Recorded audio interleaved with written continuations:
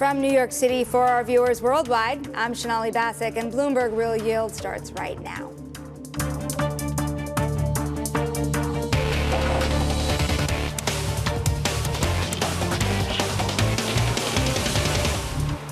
And coming up, cooling inflation doing little to temper consumer concerns.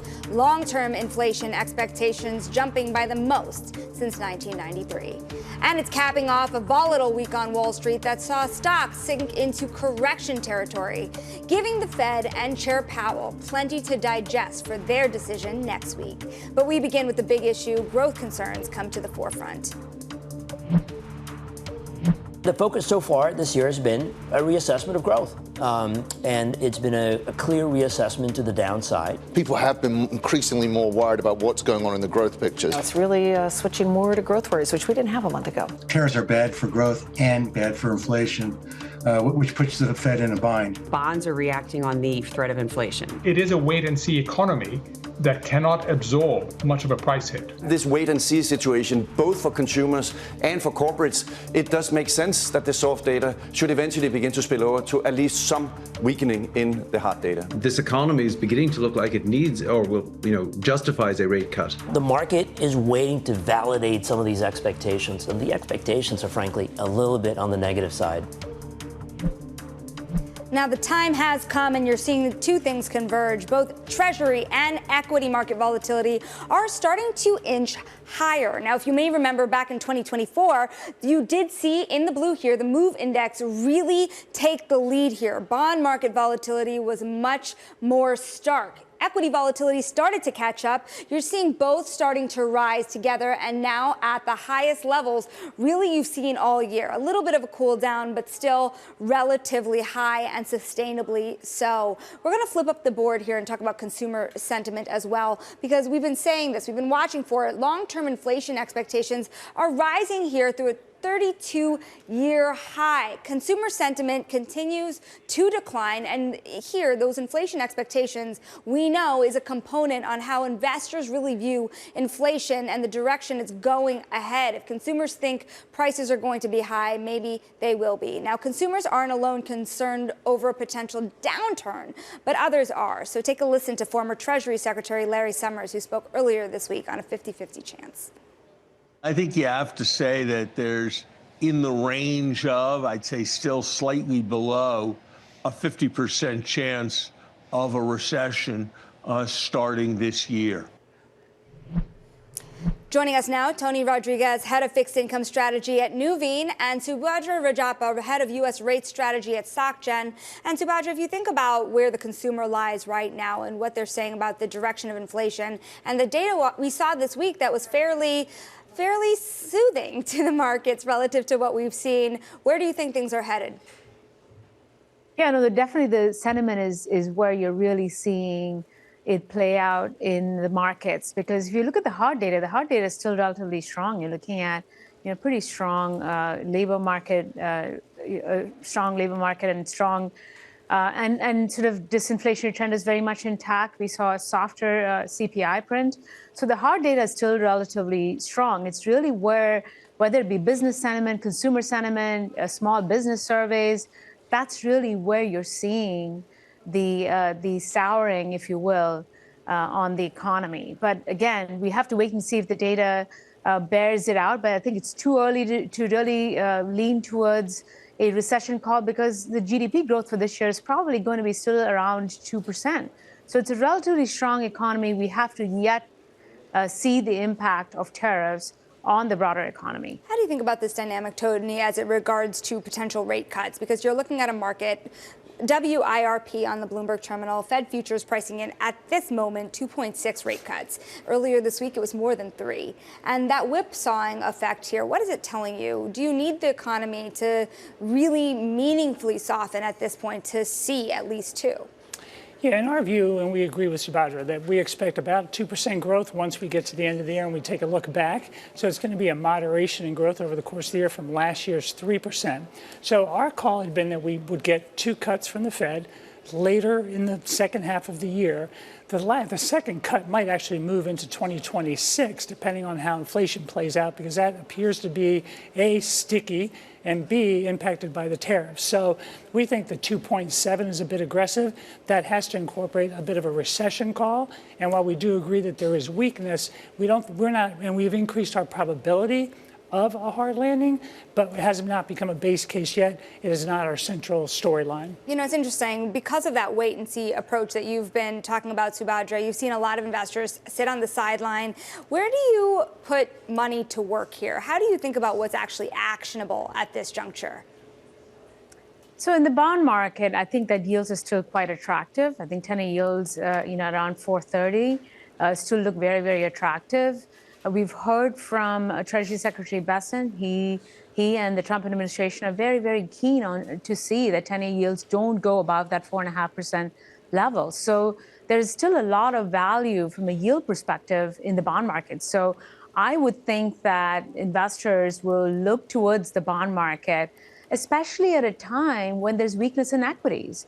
You're seeing this sort of negative correlation between bonds and stocks, very much in play. Anytime you see a sell-off in equities, you see a rally in bonds. So I think the bonds are going to be that safe haven asset, and investors are going to find a good yield in investing in bonds. You know, it's interesting. A favorite trade coming into this year was the steepener. And it has been a brutal one in the sense that it has, yes, steepened, but then gone nowhere. And so you're sitting here at a 29, almost 30 basis point differential between the 10-year and the 2-year, given the volatility you've seen at the longer end of the curve in so many ways. Tony, do you buy those steepeners? Do you trust it? Yeah, in our minds, we've seen too much of a move in the long end. So our view is fair value is around 4.5% for the 10 years. So we could see it backing up in here. We think it's a 4.25 to 3/4 range. So we're kind of at the low end of that. You've seen a much more significant steepening, obviously, in Europe, in Germany in particular. So if you want to take duration risk in our mind, where you're getting paid a little better, is in the municipal market, where there's been some underperformance because of supply, because of tax date coming up, so people funding that. So you see ratios in the long end.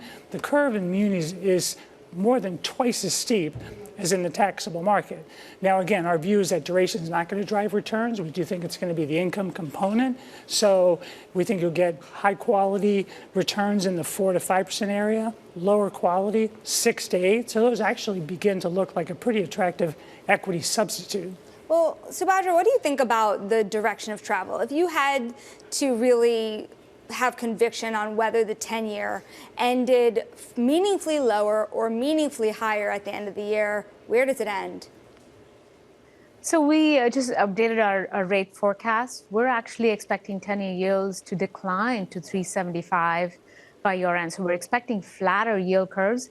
I think you're going to be in an environment where the front end is somewhat pegged. And Patrick Harker earlier on this month said it perfectly, which is the Fed's not going to be able to move in either direction very quickly. So the Fed's going to be pretty much on hold or pause for the first half of the year. And then on the back of sort of the stasis you're seeing and the tariffs and the uncertainty, you're going to see the long end rally as the market reprices to a lower growth trajectory. So we're expecting flatter curves. We're expecting the 10-year yield to end the year around 3.75%. Now, Tony, what do you think about next week? If you had to prepare investors for how to read the Fed's moves a week from, or less than a week from today, what would you say? I don't think there's going to be a lot of news actually out of the Fed. There might be a little bit in terms of press conference information, but what we're really looking for is what the hard data is going to tell us, because we know that some of the soft data has been weakening. So what does retail sales look like? Does it bounce back from January? The data overshadowing the Fed. I think the data is. And number two is the three things we're worrying about, which are tariffs, tariffs, and tariffs. So what we get on that front, which is this daily ping pong, it seems, that's those two things, the hard data and tariff information, are really, we think, going to overshadow anything we'll get from the Fed next week. Speaking of tariff, those three words, Subadra, how do you play the volatility that has been erupting on the heels of that push-pull we've been seeing? Are you just preparing for much more volatility ahead? Yeah, I think it's been very, very difficult to have a very strong directional view on the bond markets here. As you pointed out, Sonali, earlier on, you saw, that last year we saw maybe not that much of volatility in the bond market, but now you're starting to see a correlation in volatility in both equities as well as bonds. That sort of environment really leaves investors somewhat confused. I think the longer term, trajectory, directionality in the bond market is towards lower yields and flatter curves, which might be an out of consensus view. But that's kind of how we're looking at it. But over the near term, it's really, really hard to have a directional view on the bond market, either on steepeners or going long or short vol, because there's a lot of moving parts to accommodate. Tony, how do you play the bond market in terms of a safety trade? There have been moments where we've seen it become a haven once again. In what instance is that true? So we think it'll be a safety trade versus much higher risk assets like the equity market, for example. We think the way to play it, though, because of all that uncertainty that we've been talking about, is number one, you need to be diversified. Number two, because the Fed is going to likely be kind of very slow moving, some floating rate assets are pretty attractive right now. And number three, to the extent you can avoid some of that direct tariff risk, the securitized products market, so think of the mortgage market, that gets you insulated a bit from the daily back and forth of which sector, which country is getting impacted by, substantial increases in tariffs. We got to leave it there. We're out of time. But Tony Rodriguez of Nuveen and Subadra Rajappa of Sachs, of course, very volatile market as we've been talking about. Happy Friday. It's time for a break from it. But amid all the market volatility, we have Goldman raising their forecast for U.S. credit spreads to widen out. So we're going to check in now with Chief Credit Strategist Lotfi Karoui, who joins next. Stick with it. You're not going to want to miss that conversation. This is Real Yield on Bloomberg.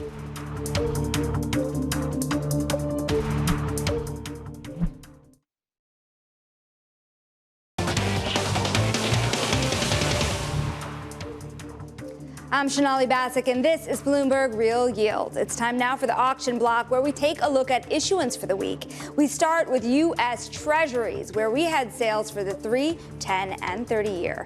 The direct bids for the 3-year were the largest since 2013, while the 30-year saw the primary dealer award at the highest level since August. And over in U.S. high grade, sales were disrupted by this week's overall market volatility. Rio Tinto topped the list of issuers that did move forward with deals with a weekly total around $35 billion. And looking at U.S. credit spreads, they widened this week to the highest level since September, tariffs adding to the uncertainty. Historically, though, spreads remain near historic lows. And speaking of uncertainty, this week I caught up with Victor Koshlev from Strategic Value Partners, and he described the current global investor stress. Over the last couple of months, we are redrawing geopolitical lines. At the same time, we have tariffs. We are trying to reinvent the federal government. There is a lot, both externally, geopolitically, as well as economically. We're in the middle of a transition looking to change everything. And as a result of that, the uncertainty is maddening. The uncertainty is climbing, which is why when you kind of look at it today, you see underneath the surface, the angst levels have just gone up tremendously. Our deal pipeline has started to grow by leaps and bounds. Let's bring in now the man who made the credit call at Goldman. It's Chief Credit Strategist Lotfi Karoui. You think about what's happening in the market now and the way that spreads have widened in U.S. investment grade. This is safe debt to the widest level since September. It's still quite tight out there. So how much do you think things will start to blow out from here? Well, thanks for having me, first of all. But we've been vocal about the need to add downside protection to portfolios for quite some time now. But we've recently turned more directionally negative on the market for really 3 reasons. One, what we think will happen is really a realignment of the level of spreads to a new reality, which is elevated macro volatility. And of course, tariffs has played a big role into that. But it's changed a little bit the trade-off between growth and inflation, and it shifted it in a direction that we think is less friendly. And so spreads started the year with the most severe valuation constraints on records. You are not paid to withstand this level of volatility. You need to move back to levels that are a little closer to historical medians. And then the second thing I would say is that you actually have safer, better alternatives. I mean, cash still pays you 4%. We can debate about the value proposition of duration from an embedded hedge standpoint, but Treasury yields at 4.25, there's plenty of room, I think, to deliver in a state of the world where the cyclical outlook deteriorates. And so it's really a repricing off of a very tight level. I don't disagree with that. That kind of realigns risk premium with a new reality, which is elevated macro vol. But to your point, when credit people are pitching cash, it's a very interesting time in the market. I want to bring you a conversation I had with Mark Lazary of Avenue Capital a little earlier today. He told me this morning that credit is down, everything is down. So for us right now, we're just trying to give down bids and try to find people who are really nervous. He mentioned Ford bonds, for example. If he could get 12 to 15%, it's something he'd be looking at. He also said that the inflows that they've seen, that people are getting nervous and therefore going into credit. So there would be your downside bid.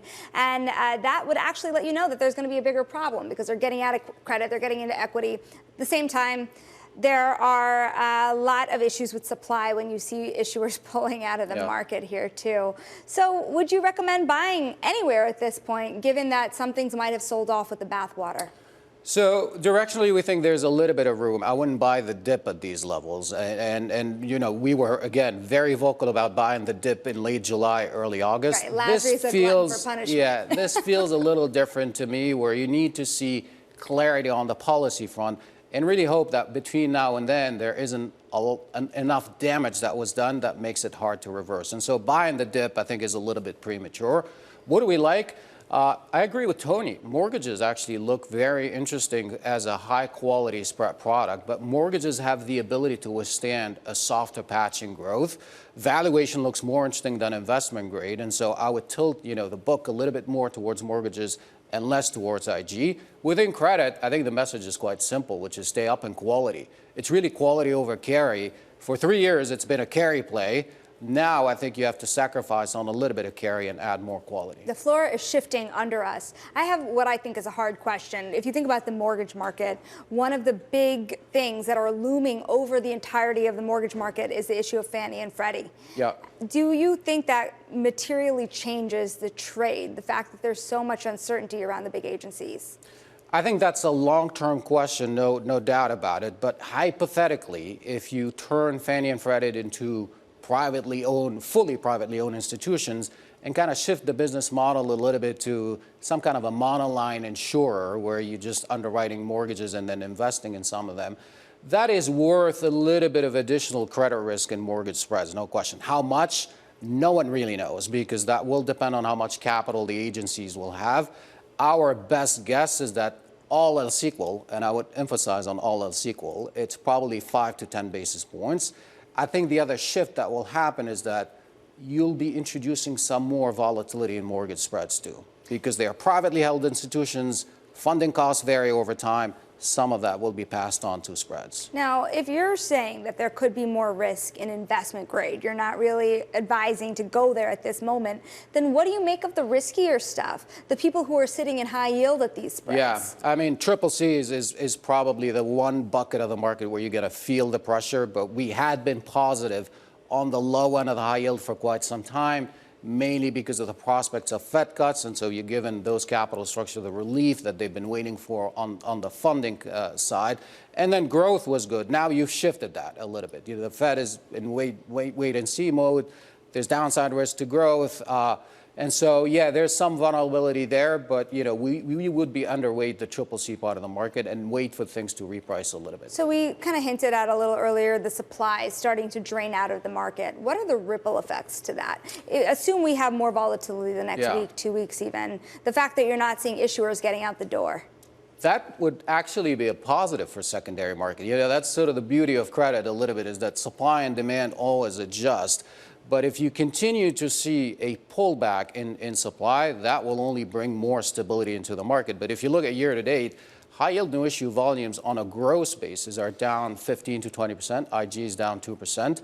If you see a bigger contraction in supply, that will actually act as a self-stabilizing mechanism. So if anything, the irony is that that would be a good thing for secondary markets. So is it the macro? Is it the technicals? If you had to kind of point to one thing that's the most important barometer of your decision making at this juncture, what is it? Macro, 100%. I think technicals are still supportive. You're still getting yield. We can discuss sort of the mix between spreads and rates, but fixed income still has income. So I'm not worried about the technical side of the equation. It's really macro. Macro driving the story. I think it will be for a while, at least until some of those tariff fears are settled. That is Lotfi Karoui of Goldman Sachs. We thank you. And of course, that was one of the most widely read pieces of research on the terminal this week. You can go find it at Bloomberg.com and on your terminals. Now, still ahead, the final spread, the week ahead. Earnings, economic data, and another big moment, a Fed rate decision. People will be parsing for any clues of tariff talk. This is Real Yields on Bloomberg.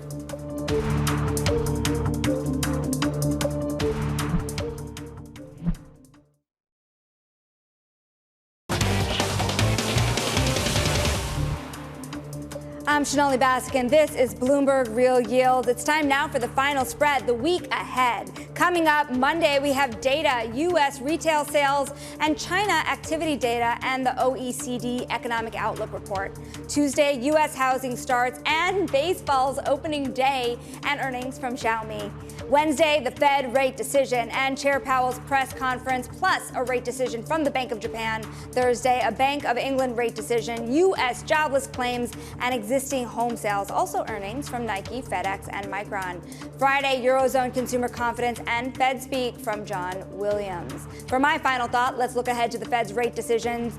Traders are pricing in just over 2 cuts through the rest of the year as concerns over U.S. economic growth linger. This has been an interesting chart to keep an eye on. I've been watching it almost every day because those rate cut expectations have been moving. Earlier this week, traders expected 3 cuts. Now they expect just over 2. And again, as Tony Rodriguez said of Nuveen, some of that is because investors do start to price in a recession with these growth fears lingering, and the soft data, consumer survey data, does not help. You may remember John Williams speaking to our own Michael McKee just about a week or so ago, talking about tariffs, and I know he will be asking again what to think of those when it comes to the Fed's press conference next week. I will be looking forward to everything Mike asks and Fed Chair Powell say. Now, taking a look at markets before we let you go for the week, of course, it has been a brutal week. We have seen at least 3, almost 4 weeks of declines on the S&P 500. Investors bearing losses in both stocks and bonds. People are ready to leave a brutal week behind them. And of course, next week with more data could yield a little more volatility ahead. But from New York, that does it from us. Same time, same place next week. This was Bloomberg Real Yield, and this is Bloomberg.